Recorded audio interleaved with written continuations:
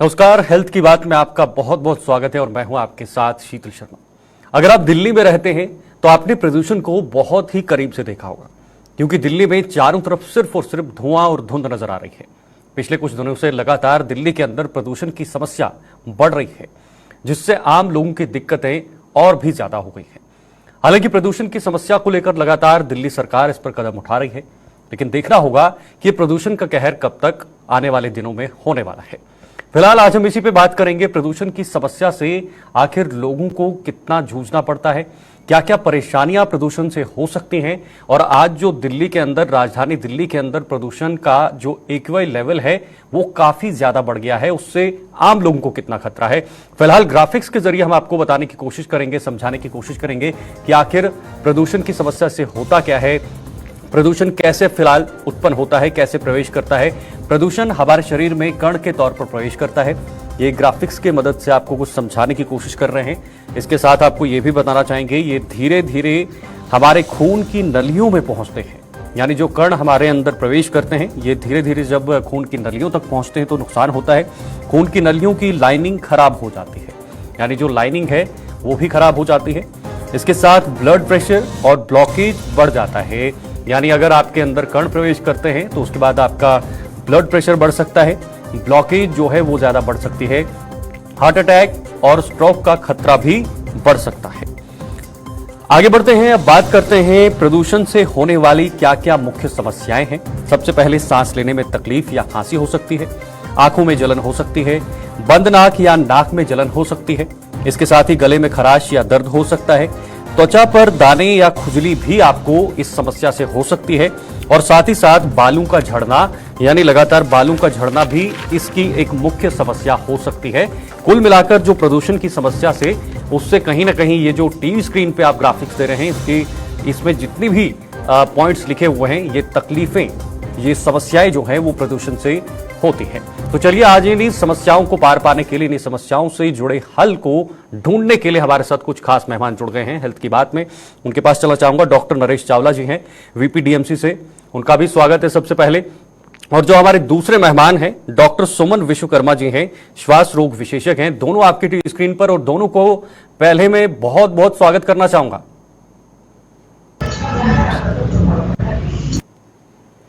तो चलिए शुरुआत करते हैं। डॉक्टर नरेश चावला जी, आपसे मैं शुरुआत करना चाहूंगा। चावला जी, जिस तरह से दिल्ली के अंदर प्रदूषण देखने को मिल रहा है, पिछले कुछ दिनों में हमने देखा कुछ शहर ऐसे हैं, कुछ जगहें ऐसी हैं जहां पर प्रदूषण का जो स्तर है वो काफी ज्यादा बढ़ गया है, यानी एक्यूआई जो लेवल है वो काफी बढ़ गया है। तो सबसे पहले हम समझना चाहेंगे कि आखिर प्रदूषण की समस्या से इंसान को कितना जो है वो कितनी परेशानी हो सकती है, कैसे एक इंसान जो है वो जो प्रदूषण है उससे ग्रसित हो सकता है।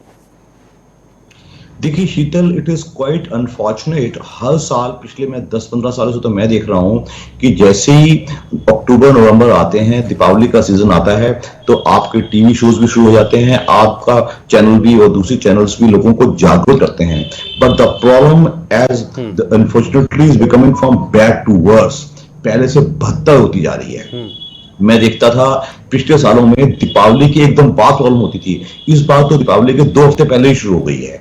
तो मैं हमेशा थोड़ा सा एनालाइज करता हूं कि इसका कारण दिल्ली वाले हैं कि दिल्ली के बाहर वाले हैं। जो दिल्ली वाले इस पॉल्यूशन में कंट्रीब्यूट करते हैं वो थोड़ा कम है। मेरे हिसाब से जो नेबरिंग स्टेट्स हैं, इंक्लूडिंग हरियाणा, पंजाब, राजस्थान, यूपी, इनका जो पराली का जो धुआं आता है, विच इज बिलीव मी, मैं खुद थोड़ा टाइम पहले इस पे हरियाणा की तरफ गया था, तो इतनी सारी जगहों पे पराली जल रही होती है और धुआं लगातार दिल्ली की तरफ बहता है। और मुझे पता चला है कि एक बात मैं आपके चैनल पे और शेयर करूंगा, पहले राइस की खेती ज्यादा होती थी, अब पता चला है कि मेज यानी कि मक्के की खेती ज्यादा शुरू हो गई है, क्योंकि मक्का उगने में ज्यादा पानी नहीं मांगता है, पानी की जो होती है ये के कारण है। दिल्ली में दिल्ली वाले भी बहुत कंट्रीब्यूट कर रहे हैं, बाई व्हीकल जो गाड़ियां हैं, दिल्ली वालों को गाड़ियों का बहुत शौक है। Delhi has more cars than all the other 3 metropolitan cities including Mumbai, Chennai and Kolkata. कारें ज्यादा हैं और कारें चलती ज्यादा हैं। अब सुना है दिल्ली गवर्नमेंट और इवन 13 तारीख से लाने वाली है। उसका फायदा तो वही फायदा है, छुटपुट फायदा होगा नहीं होगा we don't know, it is only knee jerk reaction.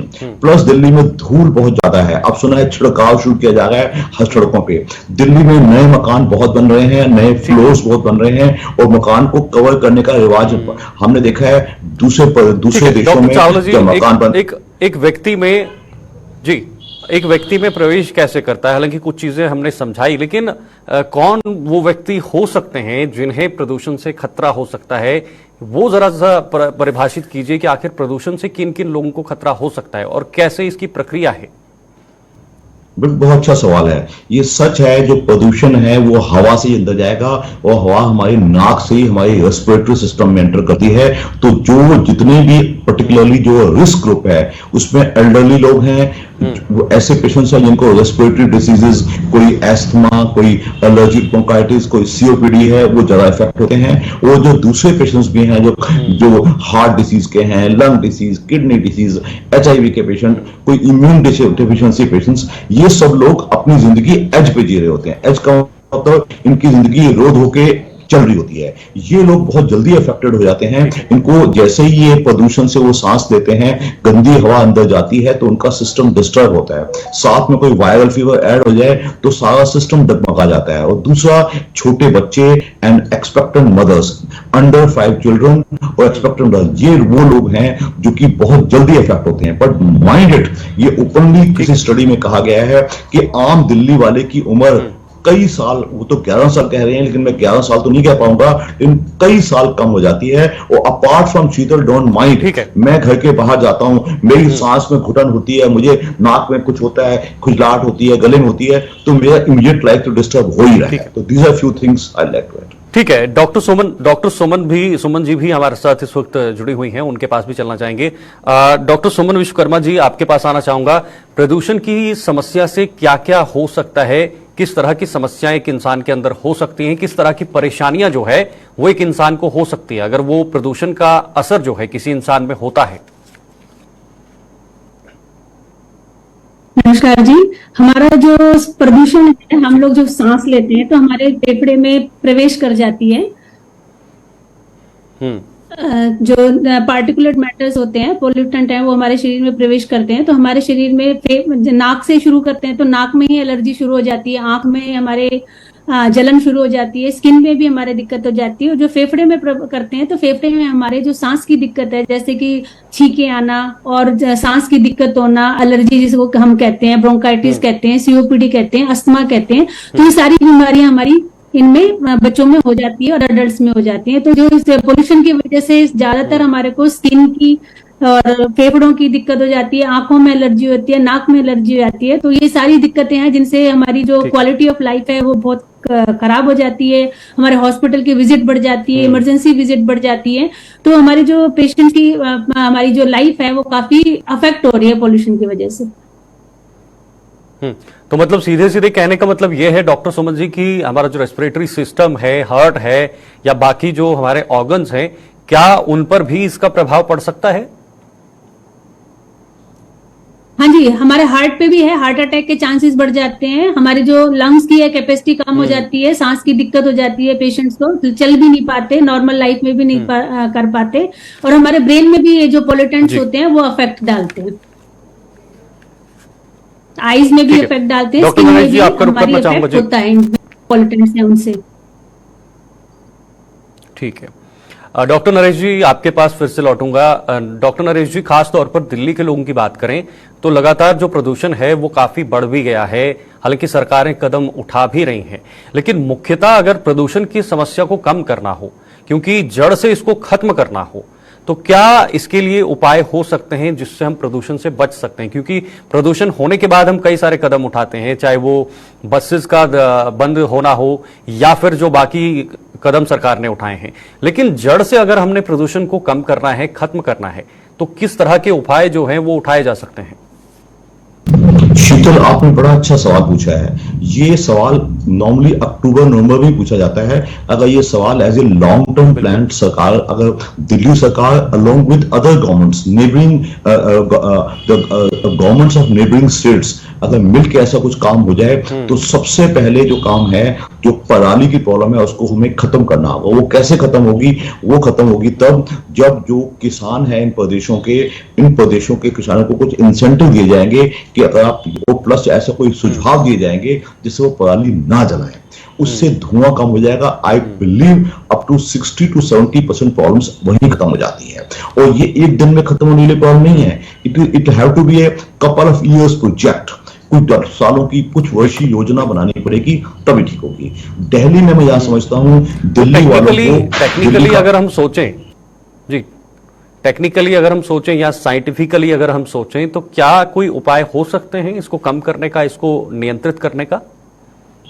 मैंने पहले ही कहा है, इट इज वेरी इजी। पराली ना जले तो हमारी 50% प्रॉब्लम तो वैसे ही खत्म हो जाएगी। पराली ना जले, वो क्यों ना जले? किसान इसका आसान हल ढूंढता है। वो कहता है ये मेरा जो ये स्टबल, जो पेड़ जब खत्म हो जाता है तो पौधा जब खत्म होता है, जो बच जाता है नीचे, उसको स्टबल बोलते हैं, उसको जला दिया जाता है। उसको जलाना बड़ा आसान है, धुआं आता है, धुआं दिल्ली वाले बर्दाश्त करते हैं। मत बोलो शीतल, दिल्ली एक छोटा राज्य है, छोटा प्रदेश है, एक नेशनल टेरिटरी है। एक उसके लिए जो ये दूसरे प्रदेश में बोल रहा हूँ, ये बहुत बड़े प्रदेश हैं। तो दिल्ली का अपना एनवायरमेंट होता ही नहीं है। Delhi has to depend on the air of these people largely. वो हवाएं वहां से आती हैं, उससे हमें नुकसान होता है। एक बन के जाए। और दिल्ली में जो अपनी प्रॉब्लम है, दिल्ली वाले क्या कर सकते हैं? एक, by driving less vehicles and using public transport, number 1। Number 2, जो कंस्ट्रक्शन हो रही है, दिल्ली में कंस्ट्रक्शन बहुत ज्यादा हो रही है, उसमें जो भी कंस्ट्रक्शन की जाए, मकान को कवर किया जाए पॉलिथीन से, तो ये बच सकते हैं। तीसरा, दिल्ली की सड़कों पे छिड़काव राउंड द ईयर किया जाए, उससे फायदा हो सकता है। ये कुछ सुझाव हैं अगर किए जाए। डॉक्टर सोमन जी, हर ठीक है, ओके, वापस लौटता हूं नरेश जी।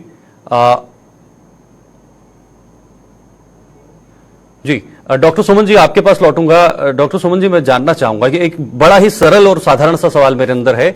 मैं जानना चाहता हूं कि जो दिल्ली के लोग हैं क्या वो हैबिचुअल हो सकते हैं इस चीज से? अगर बाहर के लोग वहां पर जाते हैं, बाहरी राज्यों के लोग जाते हैं, मैं पहाड़ी क्षेत्रों की बात करूं, जम्मू कश्मीर की बात करूं, हिमाचल की बात करूं, उत्तराखंड के लोगों की बात करूं, अगर वो यहां से कोई दिल्ली जाता है या वहां कोई सेटल हो जाता है, तो क्या उनके लिए ये ज्यादा खतरा है? उनको ये ज्यादा खतरा साबित हो सकता है प्रदूषण की ये समस्या जो है?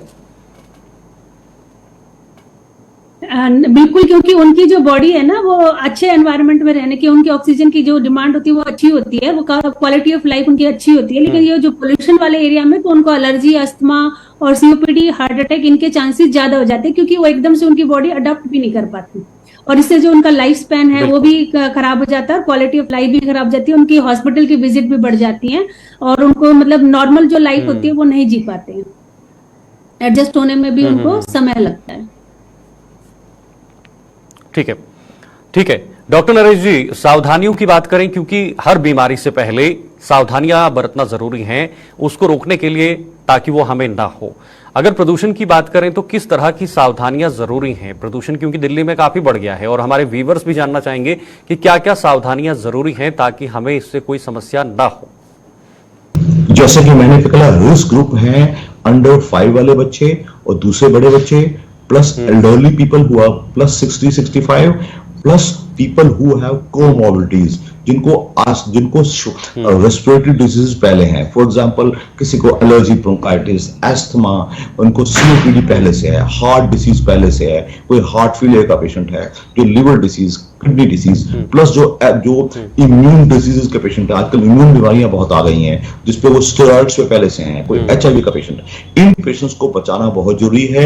इनका नंबर 1, ये सुबह 9-10 बजे से पहले घर से बाहर ना निकलें, और शाम को 4 बजे के बाद घर से बाहर निकलें। घर से निकलें तो हमेशा मास्क पहन के निकलें।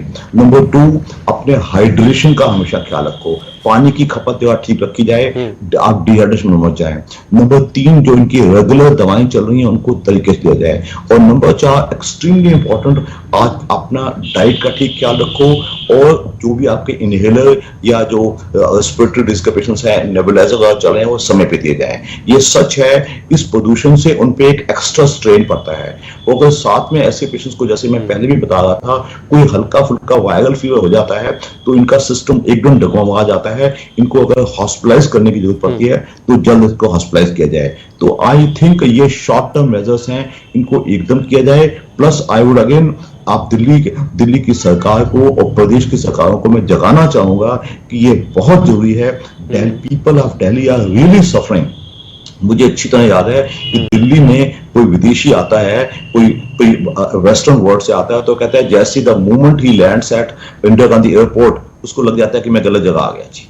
इवन एनआरआईज जो दिल्ली के बाहर चले जाते हैं, वो कहते हैं doctor the moment we enter Delhi we feel suffocated. तो आई थिंक इस परिभाषा को हम आम जनता को, citizens of Delhi, government of Delhi and NGOs मिलके, आरडब्ल्यूज मिलके, प्लस हम अपनी प्रदेश की यानी कि दिल्ली की सफाई का ढंग से देखेंगे, तो मैं समझता हूं कि कुछ साल बाद हम एक अच्छी दिल्ली की उम्मीद कर सकते हैं। ठीक है डॉक्टर सोमन जी, जो घर पे छोटी छोटी चीजें होती हैं, चाहे वो खान पान हो, हाथों का धोना हो, या बाकी जो छोटी छोटी चीजें हमारे घरेलू स्तर पर रहती हैं या रोजमर्रा की जिंदगी में रहती हैं, उनमें अगर हम प्रदूषण के साथ जोड़ें तो किस तरह के सुधार किए जाने चाहिए? हमें क्या क्या चीजें जो है वो रेगुलर बेसिस पे करनी चाहिए ताकि हम प्रदूषण की समस्या से जो है वो कहीं उसमें उसकी जद में ना आ जाए? इसमें जो आपने बहुत अच्छा सवाल पूछा है, इसमें हमारा जो ध्यान रहना चाहिए कि जब हम बाहर जाते हैं तो बाहर से आते ही हम एक तो अपना स्नान करें और जो कपड़े हैं उनको हम वॉश करें, ताकि जो पार्टिकुलेट मैटर है वो हमारे शरीर के अंदर प्रवेश ना करे। और जब हम अगर इससे जो हमारे मोपिंग है, हम ड्राई मोपिंग ना करें, जो धूल वगैरह हम झाड़ते हैं तो हम वेट मोपिंग करें, गीले कपड़े से करें ताकि वो धूल उसमें उड़े नहीं। और जब भी हम डस्टिंग वगैरह करें वो भी हम गीले कपड़े से करें, धूल को ना करने दें। और दूसरा, जब हमारा एयर कंडीशन है वो हम मिनिमम यूज करें ताकि इलेक्ट्रिसिटी का भी करें। फिर भी अगर हम कर रहे हैं तो उसमें जो रिसर्कुलेशन वाला हो वो वाला मोड यूज करें, जो बाहर की एयर एंट्री वाला मोड हम इस्तेमाल ना करें। और बाकी जो जाते हैं हम अपना व्हीकल्स वगैरह को उनका कम इस्तेमाल करें, वॉक वगैरह का ज्यादा करें, ताकि हम लोग जो पोल्यूशन को जनरेट भी कम करें। तो ये हमारे कुछ एक साधन है जिसका हम करें। घर से बाहर निकलते वक्त हम मास्क का प्रयोग करें, जब हम डस्टिंग या सफाई वगैरह कर रहे हैं तो भी हम मास्क का प्रयोग करें ताकि जो डस्ट पार्टिकल है वो हमारे शरीर के अंदर प्रवेश नहीं करें। और इसी तरह से हम खाना बनाते हैं उसमें भी हम ध्यान रखें कि हम जो धुआं वाला जो प्रोडक्ट्स बनाते हैं वो चूल्हे का इस्तेमाल ना करके जो स्टोव है, गैस है, वो करें ताकि धुआं घर में ना बने और हमारे घर के सदस्यों के शरीर में प्रवेश ना करे। ठीक है डॉक्टर नरेश जी, युवाओं के लिए सवाल रहेगा। युवाओं के लिए मैं चाहूंगा कि आप जवाब दीजिए, क्योंकि प्रदूषण का स्तर काफी ज्यादा बढ़ना, यानी 800 के आसपास का जो AQI लेवल गया था वो काफी डरावना और काफी घातक हो सकता है आने वाले समय में। लेकिन अगर स्मोकिंग की बात करें, अल्कोहल के सेवन की बात करें, इन चीजों को अगर हम प्रदूषण के साथ जोड़ें तो ये कितना ज्यादा खतरनाक हो सकता है? क्योंकि एक तरफ AQI जो है वो 800 के आसपास है, दूसरी तरफ अगर स्मोकिंग या फिर अल्कोहल का जो सेवन है वो रेगुलर बेसिस पे अगर रहेगा तो कितना घातक, कितना खतरनाक हो सकता है? बहुत अच्छा सवाल है। देखिए, smoking, whether there is pollution और नो पोल्यूशन, प्रदूषण है या नहीं है, स्मोकिंग इज ऑलवेज बैड। चाहे आप 1 सिगरेट पी रहे हैं, चाहे आप 10 सिगरेट पी रहे हैं, आप ये समझिए, चाहे आप पैसिव स्मोकिंग कर रहे हैं। माइंड आजकल ये होती है, मैं सिगरेट नहीं पी रहा, मेरा साथ वाला बैठ के सिगरेट पी रहा है तो मुझे पैसिव स्मोकिंग है। Smoking is always bad for respiratory system also. अब ये इंडिपेंडेंटली एस्टेब्लिश हो गया है, हार्ट के लिए भी एक स्मोकिंग एक इंडिपेंडेंट रिस्क फैक्टर है। और मैं शीतल आपको बता दूं, आजकल तो सिगरेट स्मोकिंग के अलावा एक हुक्का आ गया है। जो युवा है, आपने युवाओं की बात की, तो ये हुक्का है जिसमें बड़े फैंसीड हुक्कास आ रहे हैं, कलरफुल हुक्कास आ रहे हैं, फ्लेवर्ड हुक्कास, फ्लेवर्ड को आप देखिएगा, जो यंग लोगों की पार्टियां होती हैं उसमें फ्लेवर्ड हुक्कास बहुत चल रहे हैं। तो आपकी चैनल के थ्रू मैं आम जनता को जगाना पसंद होगा, they all are invariably bad. जहां तक अल्कोहल की बात की, no doubt alcohol is also bad, but जो लोग पहले से कंज्यूम कर रहे हैं तो उनको मैं इतना ही कहूंगा, एक फिक्स मात्रा जो कि मेल्स के लिए, आदमियों के लिए 110 ml कही जाती है और औरतों के लिए 80 से 90 ml कही जाती है, उसके ऊपर अगर आप अल्कोहल ले रहे हैं तो वो भी बुरा है। तो क्योंकि आजकल चलन चल रहा है सोशल वर्ल्ड में, स्मोकिंग और ड्रिंकिंग बहुत बढ़ गई है, युवाओं में भी बढ़ गई है, दूसरों में बढ़ गई है। तो उसके लिए मैं आपके चैनल के माध्यम से आम लोगों को बताना पसंद करूंगा, जितना कम उतना अच्छा। जितना हम कम करेंगे स्मोकिंग को टोटल, मैं तो कहता हूं, I am rather surprise why are governments collecting revenues from selling cigarettes अगर वो रेवेन्यू कमाना बंद करते हैं तो स्मोकिंग है ही क्यों, स्मोकिंग होनी ही नहीं चाहिए, वो अल्कोहल भी मोस्ट मिनिमम होना चाहिए। आई थिंक आम बात ये बात हमारा आज के युवक को और आज के समाज को जागरूक करना बहुत ही जरूरी है। बिल्कुल, बहुत जरूरी है। डॉक्टर सोमन जी, आपका फिर से रुख करना चाहूंगा, सबसे ज्यादा प्रदूषण की समस्या से हमारे जो बॉडी है, किस पार्ट को सबसे ज्यादा खतरा है, और अगर कॉम्प्लिकेशंस की बात की जाए, परिणामों की बात की जाए, तो अगर कोई व्यक्ति इसमें ग्रसित होता है, किसी व्यक्ति को इस तरह की परेशानी होती है, प्रदूषण से उस पर प्रभाव पड़ता है, तो आने वाले समय में कितना ज्यादा घातक परिणाम हो सकते हैं, कितने ज्यादा घातक जो है वो कॉम्प्लिकेशंस हो सकते हैं? देखिए, जो हमारे जो पोल्यूशन से, जो एयर पोल्यूशन है, उससे सबसे ज्यादा हमारे फेफड़े अफेक्ट करते हैं। तो फेफड़े की उससे जो हमारे यंग हैं, जो यंग बच्चे हैं और जो हमारे बूढ़े हैं, उनके अंदर बच्चों में आगे चल के अस्थमा, सीओपीडी की बीमारी होगी। और जो हमारी अडल्ट्स हैं, जो कि हमारे 60 साल के हैं, जिनमें अस्थमा और सीओपीडी ऑलरेडी है, और जिनमें नहीं है, उनमें जिनमें ऑलरेडी है उनमें न्यूमोनिया के चांसेस ज्यादा होंगे, उनको बार बार सांस की दिक्कत होगी, तो उनको हॉस्पिटल में बार बार इमरजेंसी में ले जाना पड़ेगा, क्योंकि पोल्यूशन से उनकी जो तकलीफ है वो एग्रेवेट होगी, एक्सरबेट होगी। इसी तरीके से जिनको नहीं है उनको अस्थमा, सीओपीडी, अडल्ट एज में भी ज्यादा होने के चांसेस हैं। इसके अलावा लंग कैंसर के भी ज्यादा चांसेस है, क्योंकि जो पार्टिकुलर मैटर है वो अंदर तक जाता है और कार्सिनोजेनिक होता है, तो लंग कैंसर भी ज्यादा होता है। इसके अलावा हार्ट अटैक के भी इसमें ज्यादा चांसेस हो जाते हैं। तो पेशेंट्स हमारे बच्चों में तो ये बीमारियां बढ़ जाएंगी, और जिनमें अडल्ट्स हैं, जिनमें ऑलरेडी ये बीमारियां, उनमें और एग्रीवेट हो जाएंगी। तो ये पोल्यूशन जो है हमारी जो लाइफ को है, उसकी लाइफ स्पैन वो काफी कम कर रहा है और बीमारियों को बहुत ज्यादा बढ़ा रहा है। ठीक है, ठीक है। डॉक्टर नरेश जी, 10 सेकंड है मेरे पास, मैं चाहूंगा 10 सेकंड में आप अपना संदेश हमारे दर्शकों के सामने रखें, खासकर दिल्ली वालों के लिए। स्पष्ट करूंगा, government of the debt plus citizens plus NGOs मिलके अगर हम कोशिश करेंगे तो हम पोल्यूशन घटा सकते हैं। आज नहीं तो कल, वो आने वाले कल हमें करना ही पड़ेगा। बिल्कुल, बहुत ज्यादा ये खतरा हो सकता है, सहना पड़ेगा। बहुत बहुत शुक्रिया आप दोनों का हमारे साथ जुड़ने के लिए, और खासतौर पर प्रदूषण की समस्या को लेकर बात करने के लिए, और जिस तरह से हमारे दोनों मेहमानों ने प्रदूषण को लेकर संक्षेप में बताया कि क्या क्या सावधानियां हमें घर पर जो है वो बरतनी चाहिए, और खासतौर पर युवाओं के लिए जो संदेश डॉक्टर नरेश चावला जी ने दिए हैं कि युवाओं को जो है वो स्मोकिंग से या फिर अल्कोहल से दूर रहना चाहिए, ताकि प्रदूषण की समस्या जो पहले से ही ज्यादा बढ़ गई है उसमें स्मोकिंग से काफी ज्यादा जो है वो खतरा हो सकता है। उम्मीद है आज का जो हेल्थ की बात में हमने टॉपिक जो विषय रखा है उस पर आप जरूर गौर करेंगे और जरूर प्रदूषण को लेकर घर पर जो है वो सावधानियां बरतेंगे। फिलहाल के लिए इतना ही, दीजिए इजाजत, नमस्कार।